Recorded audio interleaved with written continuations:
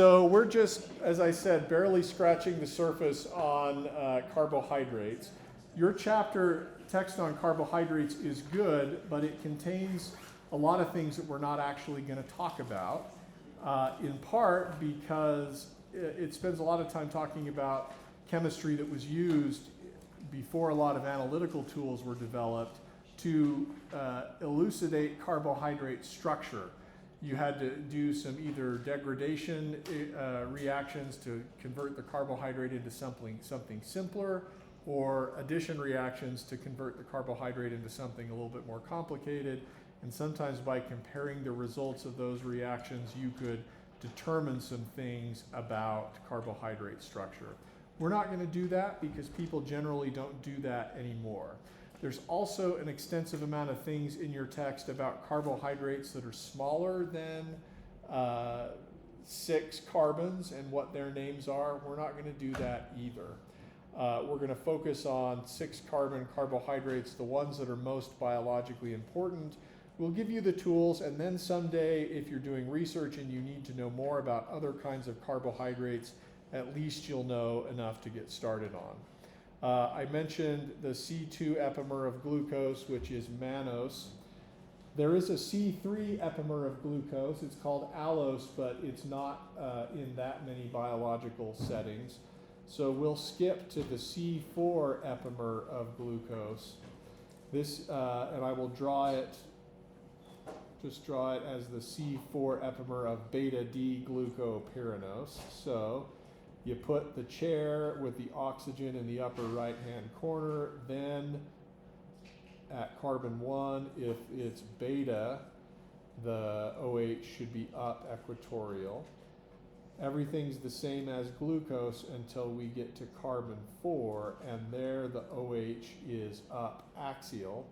And then on carbon 5, the hydroxymethyl group is up equatorial. This is beta-D-galactopyranose. So you can see some parts of the name have not changed. The beta is the same. The D is the same because the hydroxymethyl group's in the same place. The galacto then refers to the configuration of carbons 2, 3, and 4. And galactose, or beta-D-galactopyranose, is the C4 epimer of beta-D-glucopyranose. In its open chain form, which I'm going to leave it to you to draw, it would simply be called D-galactose. Okay? All right, and the name there, galacto, that comes from the Greek for milk. We use it for galaxy because of the Milky Way, but galactose is found in a disaccharide that is present in a milk sugar called lactose, which maybe we'll say something about in a little bit. So those are the 3 I want you to know. Yeah, go ahead. Sorry, on that 4 carbon, is the OH group axial? Yes. Okay. Axial up, and don't, if you want to, you can fill in the hydrogens that are implied but not shown. Yep.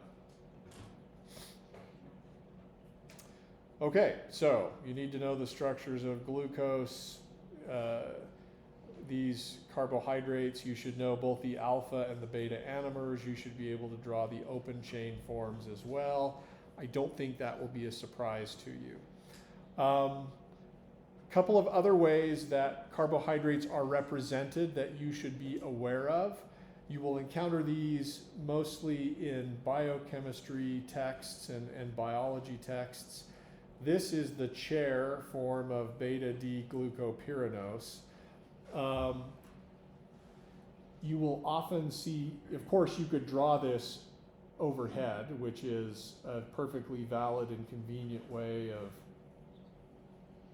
drawing carbohydrates. And if you've taken any of my exams before, especially in 351, there probably was a problem related to which of the following is the most stable chair of this molecule. You having some PTSD? This drawing is always okay.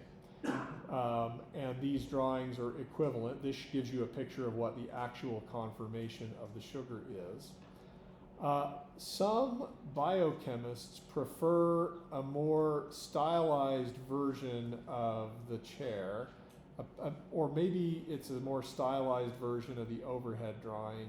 It's like they don't like dashes or wedges, so they draw a cyclohexane sort of tilted on its side, and then they'll draw simple up and down, no attempt to be axial versus equatorial. So see on carbon 2, the OH is at a down position. So in this, what's called Haworth projection of a sugar, you just use straight up and down. So on carbon 3, the OH would be up. On carbon 4, the OH would be down. And on carbon 5, the hydroxy methyl group would be like this. So you'll see people draw it that way. It may throw you for a loop, but just understand the intent is not to capture the actual conformation of the ring. It's simply to represent the correct stereochemical configuration of each and every stereocenter with up versus down and not worrying at all about axial versus equatorial. So you will see that. I probably won't ask you to draw it, but you'll see it, and I want you to not be thrown for a loop when you see it. Any questions about that? Yeah, go ahead. Sorry, did you say that the Haworth projection would be okay to draw like on the exam? It's totally fine. Of course, it's multiple choice exam, so you won't necessarily be drawing anything. You will get the stereochemistry right. It doesn't accurately represent the conformation, but you'll get the stereochemistry right. If I'm going to ask you what sugar is this, I'm probably not going to draw it this way and have you try to name it. I'll draw it this way or this way. But you will see that in biochemistry. Okay. I have to do this because it's in the text and because you're going to see it in biochemistry, but I loathe it entirely. And I don't spend any time talking about it any more than I have to. So there is an alternative way to show sugar stereochemistry that's called the Fischer projection. The problem I have with the Fischer projection is not that it represents the open chain form of the carbohydrate, because I don't have a problem with the open chain form of the carbohydrate. It's just really difficult to interpret physically, like to look at the structure and have an idea of what the actual shape of the molecule is. So let me show you with that introduction. Now you're so excited. Let me draw for you the Fischer projection for the open chain form of D-glucose.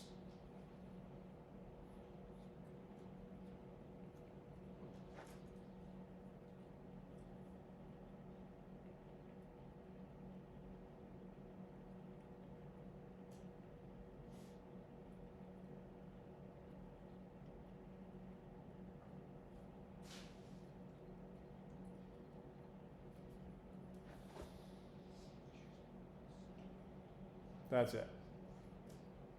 What am I supposed to get from that? Well, this is, of course, carbon 1. This is, of course, carbon 6. 1, 2, 3, 4, and 5. If you really want to know how to interpret this in terms of actual shape, this drawing has all of the vertical lines as wedges coming out from the intersection between the lines, and all of the horizontal lines as dashes. I said that exactly backwards. Can I try again? This has all of the vertical lines being wedges coming out from this intersection between the lines, and all of the horizontal lines as wedges. So the OH on the right and the H on the left are both coming out at you. The aldehyde on carbon 1 is going away from you, and carbon 2 is also going away from you. And then you have to adjust your position and now focus on carbon 3, where in this drawing the OH and the H are both coming towards you, and carbon 2 and now carbon 4 are going away from you. It's almost as though we're looking at this molecule and it's constantly curving away from us. It's difficult, as I said, to interpret unless you've thought about it for a while.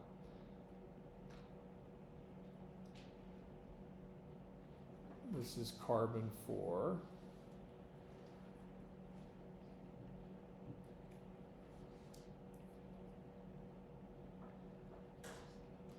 This is carbon 5, and then this is the CH2OH group.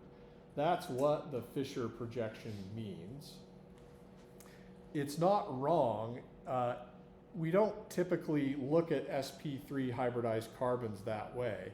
I've always drawn an sp3 hybridized carbon like this. Of course, if you put your face here and look at that carbon, what you would see from that view would be this.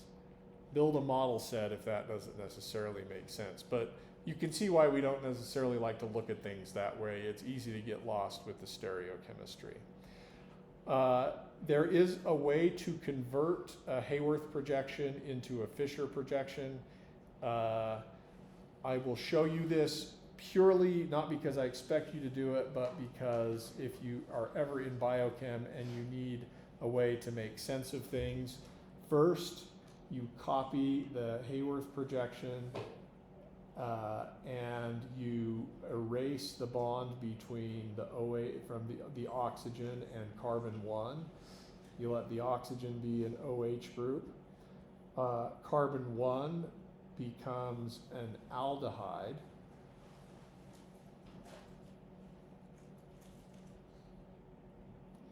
And then you fill in the hydrogens on 2, 3, 4, and 5.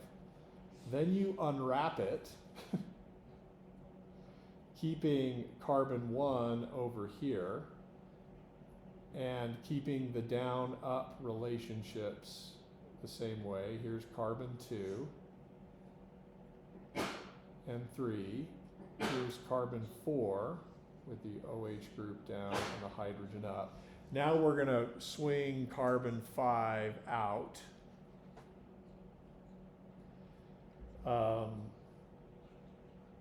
And the OH is going to be down, the hydrogen is going to be up, and then the hydroxy methyl group is going to be here. I skipped over a little bit. It's probably not obvious to you why carbon 5 should be flattened out like that. Once we do that, you turn it on its end, and you have the Fischer projection. Why do people use the Fischer projection? It is a convenient way at a glance to determine that, to determine stereochemical relationships between sugars. For example, if it's also a convenient way of determining whether something's a D or an L sugar. For example, the Fischer projection for galactose, all I need to know is that galactose is the C4 epimer of glucose. So then I just switch the OH to the other side and I've got it. The other thing it's convenient for showing is whether a sugar is D or not. A sugar is D when carbon 5 has the OH on the right. So people will use this. I will not use it. I've already spent too much time talking about it. So I'm just going to sort of throw that out there and let that hang. You don't have to ask any questions. If you have questions, I'm happy to dismiss them out of hand because I don't want to talk about it. But I promise not to ask you questions about the Fisher projection on the test, but you're almost certain to encounter somebody that wants to talk about sugars with Fisher projections, and you may need to get there. Yeah. I only asked this because it was confusing in the text. How they just said that if the hydroxymethyl group is on the right, it's D. Yep. But like I didn't understand exactly how they make that. What you would need to do to see that is to build a model of glucose like this, then rearrange it to look like this, and you would see that indeed, because remember the D has to do with the stereochemical configuration of carbon 5. And I'll refer you, if you want to know more or try to visualize this a little bit more, I'll refer you to, oops, ripping pages. There's a figure in your text which does about as good as you could hope for illustrating where the Fisher projection comes from. That's figure 24.2 in your text. If you make the model of glucose and in its open chain form and rearrange all the bonds and look at it from this perspective, if the sugar is D, that's the configuration of stereocenter 5, the OH will be on your right. Yeah. Yeah. How do you know from a Fisher projection if it's going to go into a 6-member ring or a 5? How do you know if it's going to be a 6 or a 5-membered ring? You pay attention to where the aldehyde, where the ketone, where aldehyde is, in this case on carbon 1. And then you simply ask what ring formation is more stable. So if I use this OH group on carbon 6, I would have a 1, 2, 3, 4, 5, 6, 7-membered ring. If I use the one on 5, I'd have a 6-membered ring. If I use the one on 4, I'd have a 5-membered ring. That you just made a prediction, which is that glucose should have a 5-membered ring hemiacetal form, and it does. It's just not as stable as the 6-membered ring one. Yeah. I don't mean to ask, but the most painful question ever: what happens when you put these sugars in bases? What happens when you put the sugar in base? Hemiacetals are not stable in base, so base would, if you pushed it, could get you to the open chain form sugar.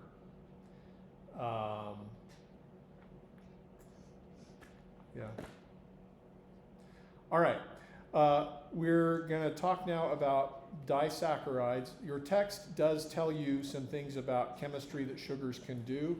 It's mostly a review of the hemiacetal stuff. So we're, I want to make sure this is consistent with what I told you in the study guide. Of course, you could take a carbohydrate and put it with an alcohol under acidic conditions, and you could replace the anomeric OH group with something else. So, for example, this is called glycoside formation. You need an alcohol and you need an acid catalyst. And this proceeds basically how you would expect for acetal formation, just starting from the hemiacetal. So this is review. I'm not going to show you this mechanism. It would be worth you working through it.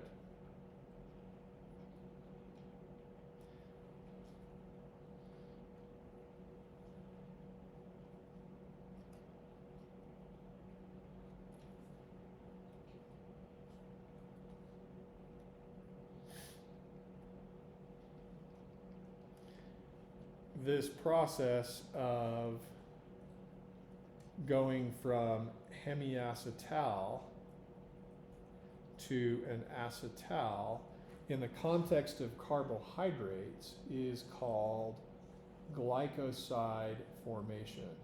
I'm not spending hardly any time on it because you would have seen this before in one of our earlier chapters. The mechanism essentially involves protonation of the OH group on the anomeric carbon to turn it into a good leaving group.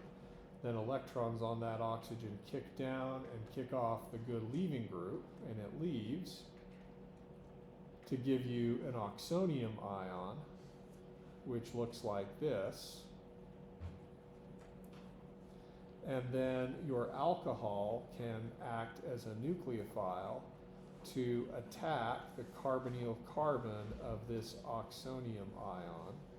If it attacks from above, you get the beta anomer. If it attacks from below, you get the alpha anomer. Those two are diastereomers. They are not equal in stability. They don't have to form at the same percentage. You'd expect to get a mixture of the two of them. But acetal formation, as I said, in the context of carbohydrate chemistry is called glycoside formation. And these two products would be called the methyl glucosides because they are the methyl acetals of glucose. So not a whole lot that's new there, but you should be aware of that, and your text will talk about that.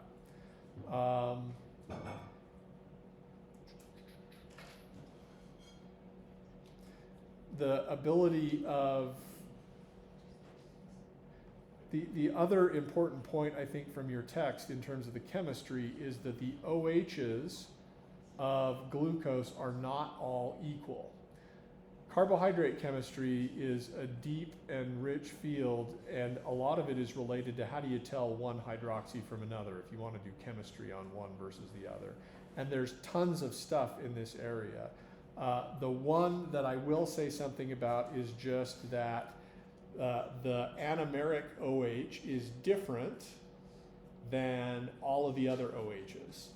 So, for example, I could take glucose and in the presence of some base and with an excess of an electrophile,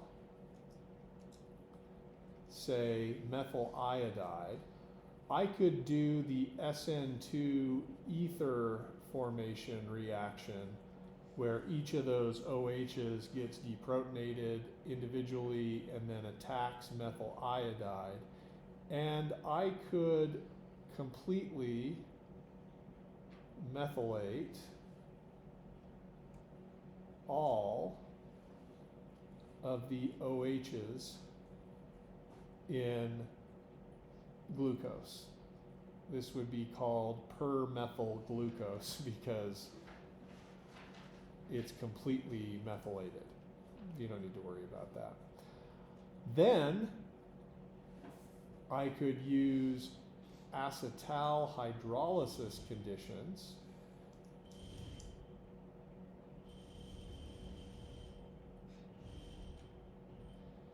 that's not going to touch most of the ethers, but it will hydrolyze the acetal and have it go back to a hemiacetal. Of course, when you think of acetal hydrolysis conditions, you may be thinking about going all the way back to the aldehyde, but remember that for glucose, the cyclic hemiacetal is actually very stable. So this is one of the ways you can you can distinguish the anomeric OH from all the other OHs in the molecule because it's subject to the same types of reactions, and you can turn it into the ether, but then you can turn it back into the OH, and none of the other ether groups are affected. There are a lot of cute tricks like this for carbohydrate chemistry, and a lot of them are involved or related to trying to get the one OH you want to react in a certain way available for that reaction. Okay, questions about that?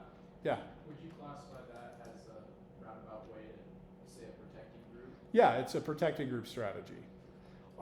Methylation is not necessarily the best way. There are ways you can get methyl groups off, but they're kind of pretty stable. There might be, but you could use this strategy with other protecting groups. For example, your text points out you could use acetic anhydride to make esters out of all the OH groups. You would need some base to deprotonate the OH groups. I'm not going to draw all of those esters. I will draw one of them and then abbreviate the rest of them with an AC for acetyl group. But then, yeah, you could use sort of mild acid and hydrolysis conditions to convert just the anomeric carbon back to the hemiacetal and leave all of the acetyl groups intact. Oops. Then you could do whatever you needed to do to this OH group, and then at a later stage you could remove the esters. So yeah, protecting groups are a big deal in carbohydrate chemistry. If you want to know more about that, my colleague Paul Savage's lab is among the best in the world at making carbohydrates, and it's really, really tough.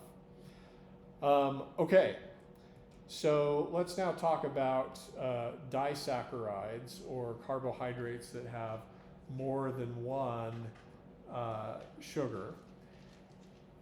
And to do this is why we started with a simple methyl glycoside first. Imagine that the alcohol that forms the acetal is not just methanol, but imagine it's the OH from another sugar. If you're doing this in the lab already, you should be getting heartburn thinking about how do I make the right OH group do the attacking in the formation of the acetal. Fortunately, biology doesn't have to worry about this. I'm going to show you a simple disaccharide, and you will see that it involves an acetal linkage between one sugar and the other.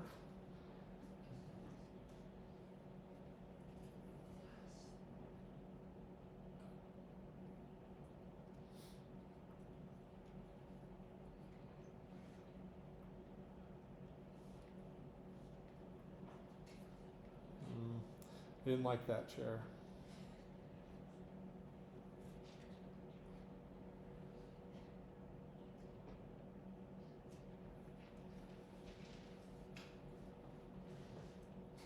All right, this is a disaccharide. We're going to try to be as precise as we can be in talking about it. Notice that we have two D-glucopyridose units. Let's identify the anomeric carbon that is involved in the acetal. That's this one. Okay. And the configuration there of that carbon is beta, because the OH group is, or the oxygen is up. Okay. We can tell by the configuration of these three carbons, 2, 3, and 4, that this is a glucopyranose. We can tell from the configuration of that carbon that it's D-glucopyranose. How about the other one? Well, the configuration of this carbon is also beta.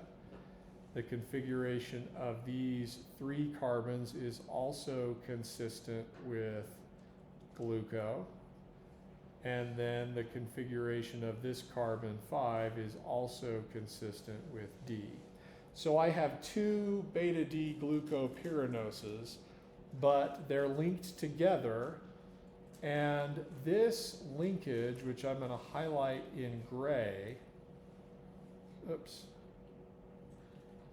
is what's called in biochemistry a glycosidic linkage. I told you before that glycoside was just another term for acetal, for carbohydrates. So this glycosidic linkage is just an acetal linkage between two sugars. And biochemists have a way of talking about this glycosidic linkage.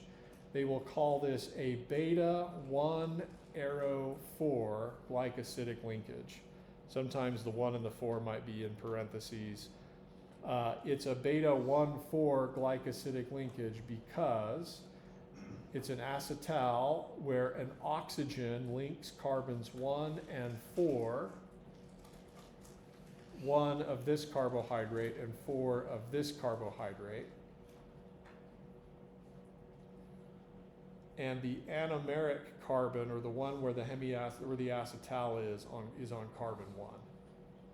So the beta 1 tells you that carbon 1 is the acetal and has a beta configuration. And the 4 tells you it's the 4 position of the next sugar that's attached. Yeah? Does it also imply that the other glucose will necessarily be beta as well? No, the beta 1,4 linkage exclusively refers to here. I was noting that this anomeric carbon also happens to be beta, but the name beta 1,4 only describes what's in gray. Yeah? So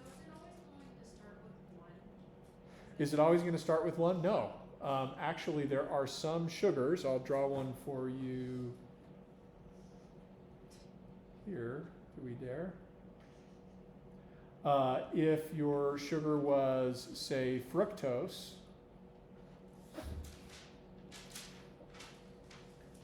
yikes, I don't like drawing fructose. Can I draw fructose? Yes. Do I want to? No. Fructose is a 5-membered ring.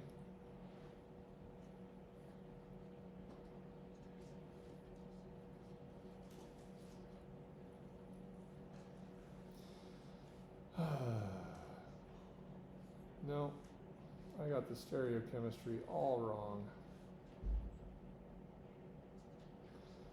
Fructose is a 5-membered ring where the carbonyl that makes the acetal is on carbon 2. So if you made a glycoside, here's carbon 2, the hemiacetal carbon. If you made a glycoside out of fructose, it would be on carbon 2. So you'd call it alpha or beta 2 linked to whatever else. So fructose is an example of a ketose. That means it's derived ketose, which is derived from a ketone. That is, in its open chain form, carbon 2, because it's bonded to 2 carbons, would be a ketone. The other sugars I've introduced you to today, and I don't want you to memorize the structure of fructose, so don't worry about it. All of these other sugars, mannose and galactose and glucose, those are all what are called aldoses. They're aldehydes. The anomeric carbon or the acetal carbon or hemiacetal carbon is carbon 1. So yes, for the most part, glycosidic linkages are going to be alpha or beta 1, arrow, whatever number. They don't have to be though. And you can see that there were a lot of other options. Why isn't it group 3, OH group 3 or OH group 2 or even OH group on carbon 6 that's involved here? If it were, that would be a beta 1,2 or 1,3 or 1,6 linkage. Biology has enzymes that control this. So I'll just show you a few more carbohydrates and we'll describe what the linkages are. This disaccharide is called cellobiose. It's a component, it's a chunk out of a plant cell wall. Plant cell walls have a large carbohydrate component and they are linked together via this beta 1,4 linkage. Cellobiose is an example of the kind of carbohydrate that's found in fiber or plant cell walls. Now let's leave the 2 glucoses the same, only this time, I'm going to shrink this a little bit.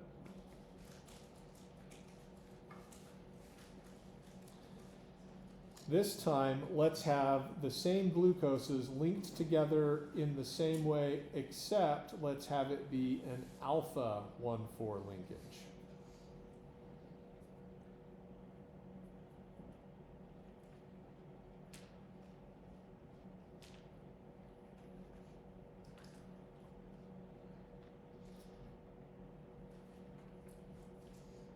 Again, counting 1, 2, 3, 4, 5, and 6, then 1, 2, 3, 4, 5, and 6. On the anomeric carbon on the right-hand side, I'm going to use a squiggly line like this, which means undetermined or undefined stereochemistry. This means I expect a mix of alpha and beta anomers.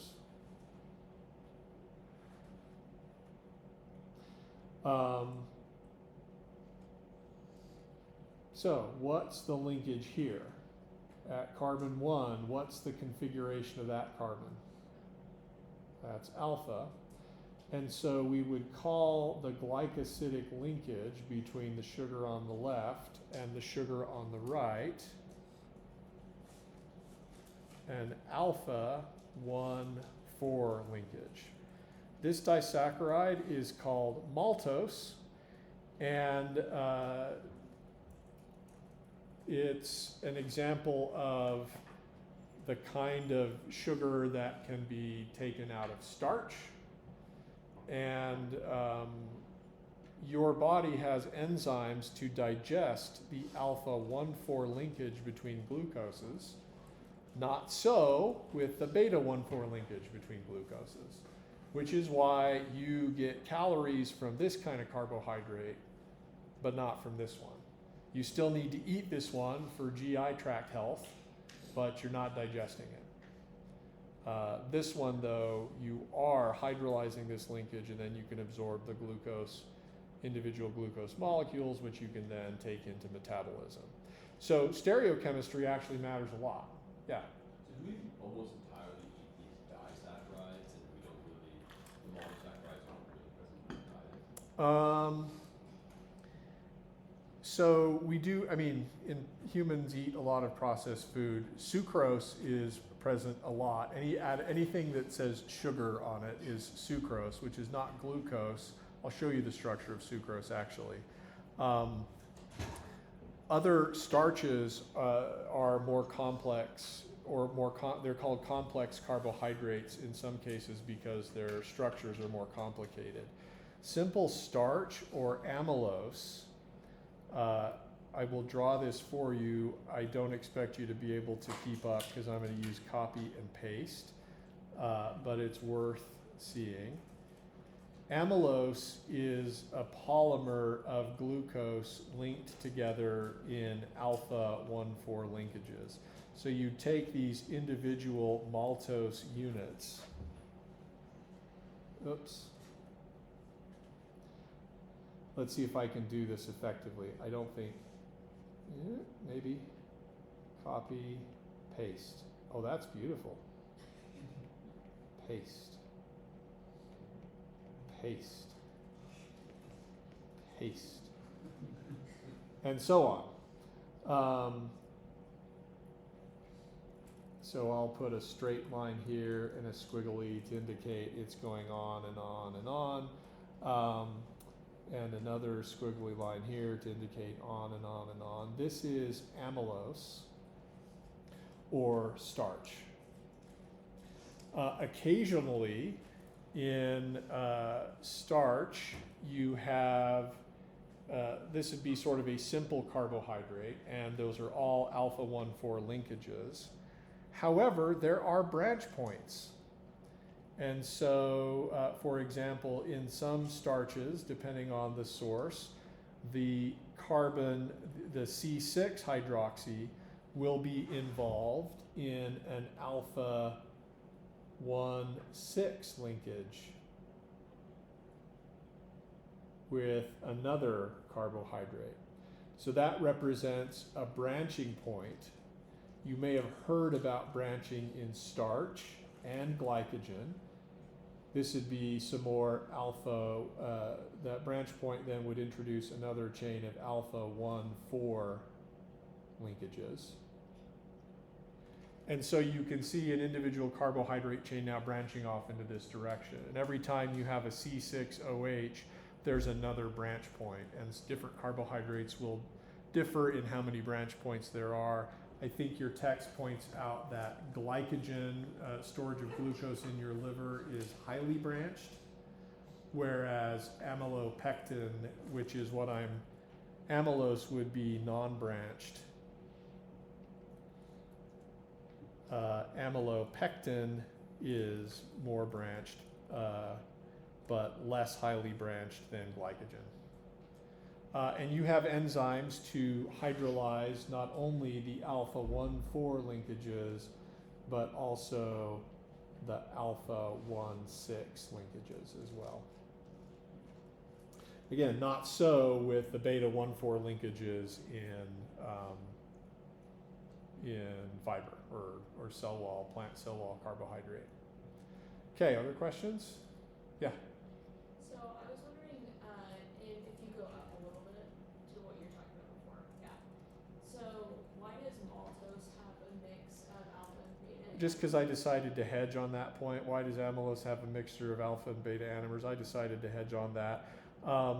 Usually when you break apart, when you hydrolyze sugars and break apart acetals, you go through intermediates that are like this, where you have this oxonium ion, and the resulting product can have a mixture of alpha and beta anomers. In this case, it was alcohol attacking the oxonium ion. In the case of acetal hydrolysis, it would be water. That can happen from above or below, and so there's often no way to get just one anomer. You get a mixture of both of them. Sometimes you can separate them, but even back at the very beginning, I drew beta D and alpha D glucopyranose separately. You could make and isolate beta D glucopyranose, then put it in water. It would immediately equilibrate with some of the alpha anomer. So often these are obtained as mixtures. And so people will often use the little squiggly line when they mean, hey, this is a mixture of anomers. We don't care. It is what it is. All right, what else? I said I'd show you sucrose. I also want to show you lactose.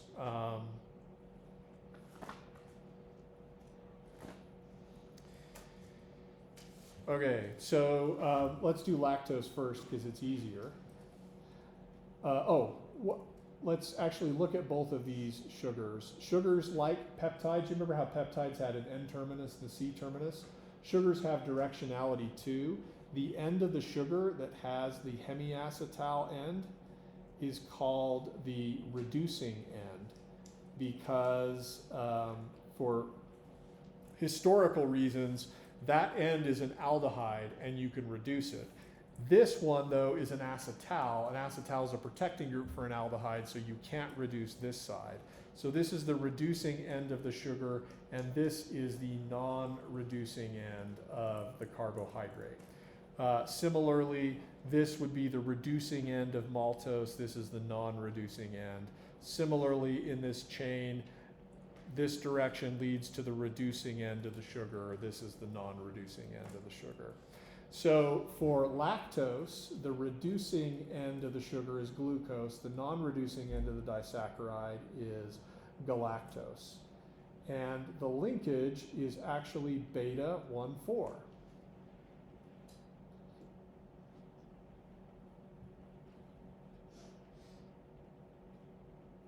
So there's galactose. You can tell it's galactose because the C4OH is up axial.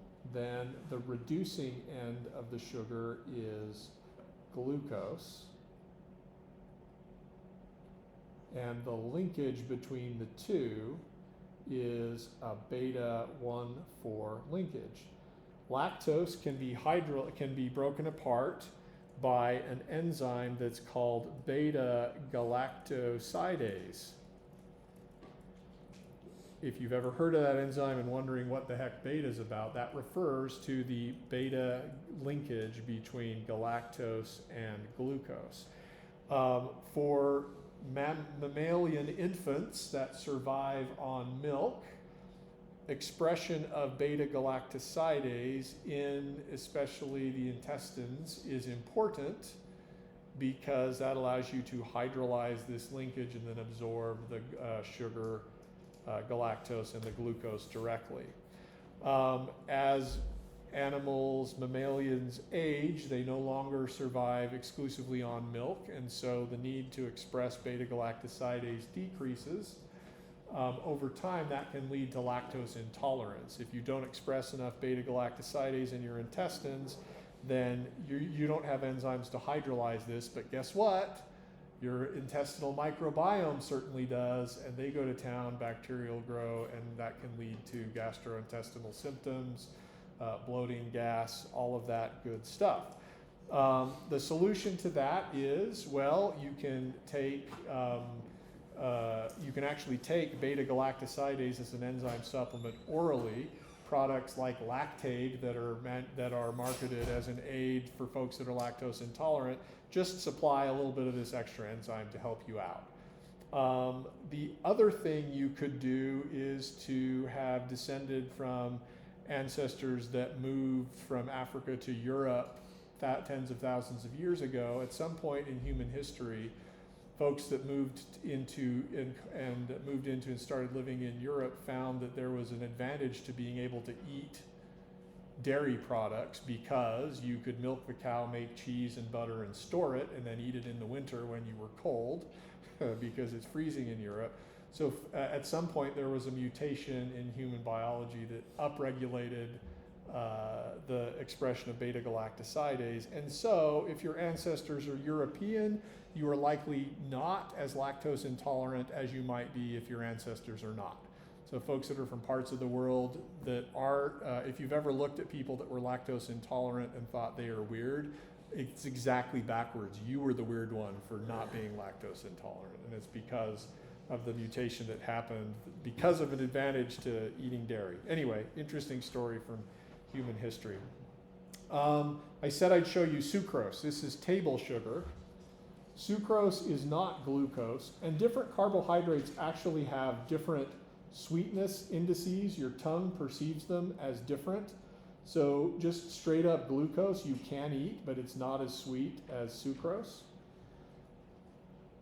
So sucrose has a glucose portion, and then it has a fructose portion. Sucrose is weird for reasons that we'll talk about as soon as I draw it. It's weird in part because the other portion of sucrose is fructose. We will learn, I haven't said anything very much about fructose so far.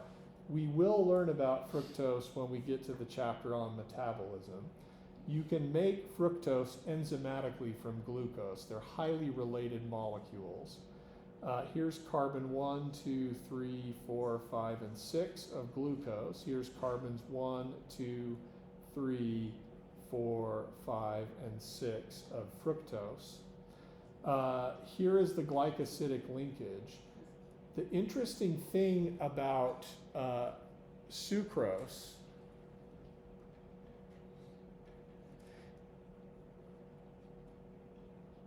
is look at that glycosidic linkage and contrast it with the other glycosidic linkages. In lactose, for example, the linkage was between carbon 1 of glucose and carbon 4 of galactose. There was a non-reducing end, and then there was a non-reducing end and a reducing end. Notice that in sucrose, it's the two anomeric carbons that are linked to each other. This is a double acetal. And so sucrose is what we call a non-reducing sugar. That's an old-timey term. There's an analytical experiment you can do that would react differently. Some reagent would react differently with a reducing sugar like lactose than with a non-reducing sugar like fructose. Because look at sucrose. There's no aldehyde. So it's a non-reducing sugar. It's an alpha linkage on this side. On this side, I'm not actually sure. I don't know necessarily how to do alpha and beta with sucrose, nor will I ask you to do that. But this is the sweet thing that gets added to all of the things that we like to eat. But it also does lead to some problems for us, which I will leave to the nutrition, dietetics, and food scientists among us to give us those details. Okay, that's really all we have time for today. There's maybe a bit more in carbohydrates that I'll need to pick up. I can't do it on the June 3rd lecture because that's already recorded, so this is going to be out of order. Hopefully you can stand it. On Wednesday's lecture, I'll spend 3 to 5 minutes doing a little bit more on carbohydrates, and then we'll go from there. Have a good weekend, and I will see you next time.